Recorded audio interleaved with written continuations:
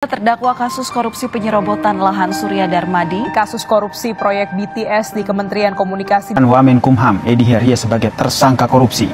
Johnny G. Plate bukan menteri pertama di pemerintahan Jokowi yang tersangkut kasus korupsi. Apakah Bapak setuju dan memperjuangkan undang-undang perampasan aset atas koruptor? Jika setuju, kami dukung Bapak. Beranikah Bapak memperjuangkan undang-undang perampasan aset? Sudah. Kan saya yang ngajukan dan sekarang sudah di DPR.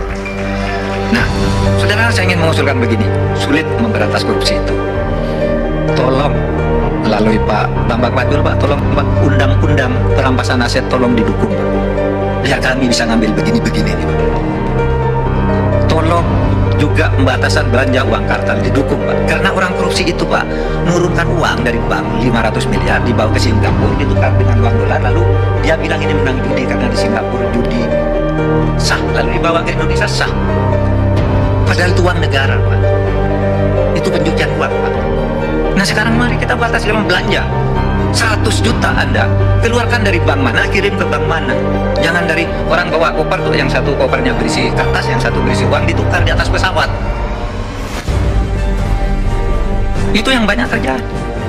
Nah, satu yaitu undang-undang perampasan aset. Saya kira kemarin DPR dari Komisi 3 sudah ada yang bersuara agar Presiden segera mengirimkan surprise. Tolong, kami mengajukan sejak tahun 2020 dan sudah disetujui di balik, tiba-tiba keluar lagi ketika akan mulai ditetapkan sebagai prioritas utama.